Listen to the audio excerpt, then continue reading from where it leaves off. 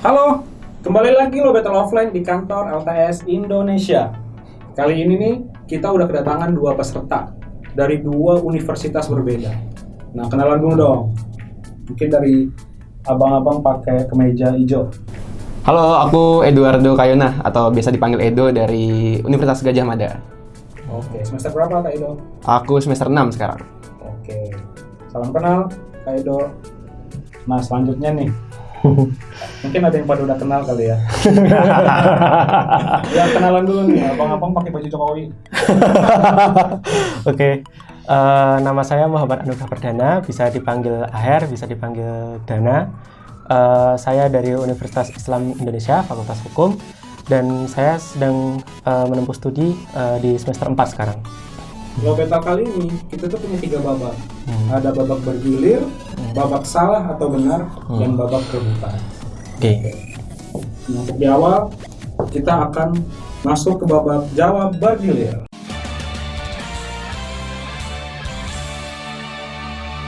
Jawab bergilir untuk Mas Edo. Nullum delictum nulla poena sine pravea lege ponali merupakan nama lain dari asas. 5, 4, 3, 2, Ini. 1. Maaf ya jelek ya. Ya, betul sekali. Asas Oke. legalitas. Bisa jelasin nggak? Asas legalitas tuh intinya tentang kepastian hukum gitu. Stop. Ya, betul sekali. Nullum delictum dalam pidana diartikan sebagai suatu perbuatan tidak dapat dipidana kecuali berdasarkan pada ketentuan peraturan yang sudah ada. Nah, pengertian ini memiliki makna yang sama dengan asas legalitas. Pertanyaan nomor 2 untuk Mas Ehar. Aher. Mas Aher.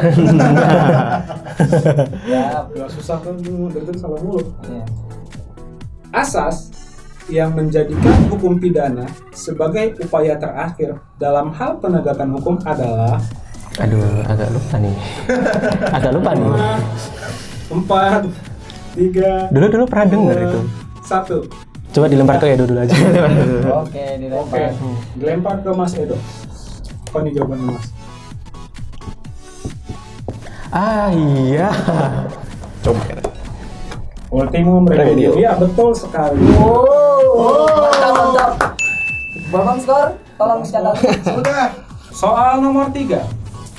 Ini buat siapa berarti? Buat siapa ini? Mas Edo. Oke. Dalam hukum pidana dikenal dengan delik biasa dan delik aduan. Nah, sebutkan 2 jenis yang terdapat di dalam delik aduan. Waduh. 5, 4,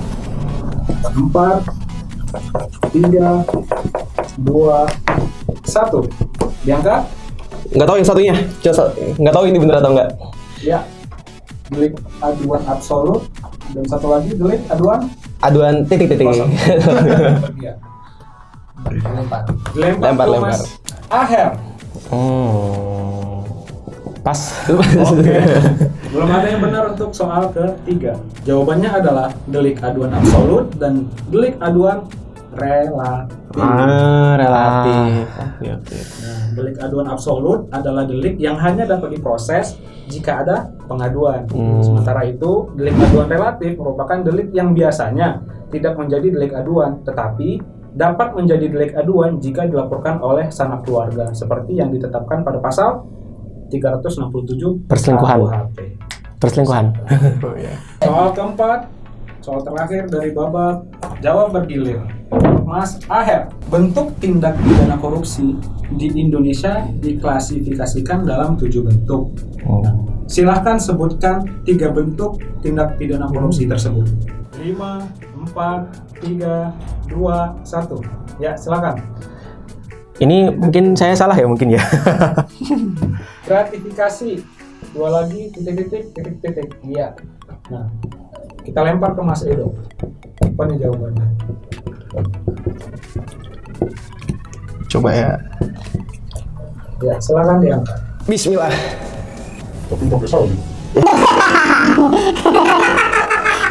Waduh. Korupsi keuangan negara, gratifikasi, dan suap. Betul sekali. Penambahan poin untuk Mas Edo. Tindak pidana korupsi di Indonesia itu diklasifikasikan dalam 7 bentuk. Yang pertama, kerugian keuangan negara, suap menyuap, penggelapan dalam jabatan, pemerasan, perbuatan curang, benturan kepentingan dalam pengadaan, dan yang terakhir adalah gratifikasi.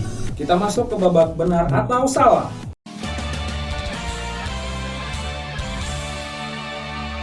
Benar atau salah? Apabila berlaku sopan di pengadilan dapat meringankan hukuman. Ya, silakan diangkat. Wede, benar nih. Ada yang masih bisa ngasih yuk. Ini nggak argumen nggak? Kenapa? Karena itu bisa jadi alasan peringan nggak sih? Itu alasan peringannya itu subjektif hakim. Subjektif hakim. Nah, kalau Mas Aher, Ya sama sih sebenarnya juga kalau misalkan seandainya ada seseorang yang mungkin mematuhi ataupun mungkin berbuat baik di dalam satu pengadilan, mungkin dapat dijadikan sebagai salah satu tindakan untuk meringankan. betul sekali. Nah, jawabannya adalah benar karena dalam perspektif justisia court, keadaan seperti sikap sopan, jujur, dan lain-lain di hadapan sidang itu menjadi pertimbangan yang dapat mempengaruhi hakim untuk menentukan pemberatan atau peringanan hukuman yang memang menjadi otoritas kebijakan dari hakim itu sendiri. Soal kedua, benar atau salah? Benar atau salah, pasangan muda-mudi yang berpacaran dapat dikenakan pasal perzinahan dalam KUHP. Ya, diangkat. Salah. Wede. Kenapa nih? Benar. Kalau misalkan dari aku sendiri kan bentuk perzinahan itu kan kalau misalkan dilakukan kepada seseorang yang mungkin sudah berkeluarga ya.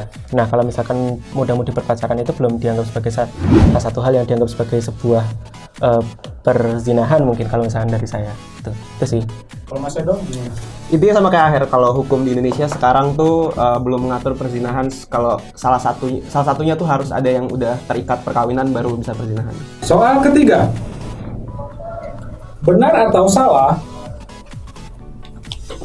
pasal 10 KUHP menjelaskan terkait dengan asas legalitas.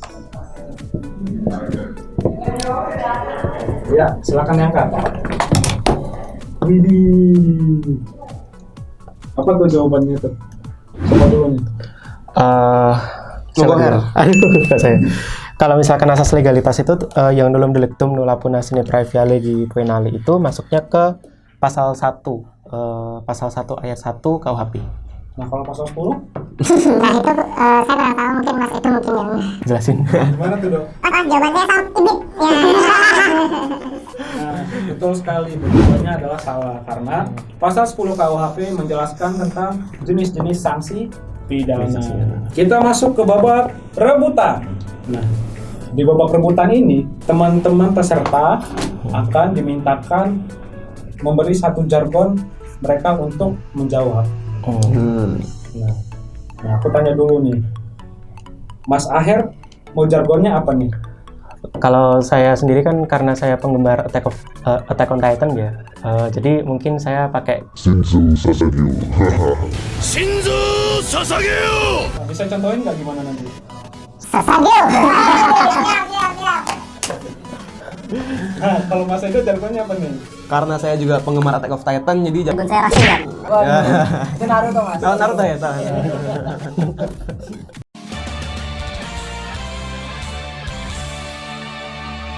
Babak rebutan. Soal pertama. Babak rebutan. Nomor 1. Sebutkan jenis tindak pidana menurut sistem KUHP. Sasageo. Betul sekali, kejahatan dan pelanggaran. Ya, 1 poin untuk Mas Aher. Nah, dalam KUHP itu jenis tindak pidana dibagi menjadi 2, yaitu kejahatan yang diatur dalam buku 2 KUHP dan pelanggaran diatur dalam buku 3 KUHP. Pertanyaan nomor 2. Pemerkosaan dalam pernikahan dikenal dengan istilah lain yaitu Sasageo. Cepat benar. salah. Salah. Rasengan. Oke. Betul sekali, marital rape. Nah, pengaturan mengenai marital rape ini sudah ada dalam pasal 53 Undang-Undang Nomor 23 Tahun 2004, yaitu tentang penghapusan kekerasan dalam rumah tangga. Oh, Gitu. oke. Walaupun marital rape sudah diundangkan nih ya, Tapi menurut Komnas Perempuan masih banyak nih masyarakat yang belum menganggap serius terkait masalah pemerkosaan dalam rumah tangga. Oh, oke. Jadi masih banyak nih istri-istri yang di Iya. Sahkan RUU PKS. soal terakhir di babak rebutan. Perkara yang tidak dapat diadili kedua kalinya dalam perkara yang sama. Arti dari asas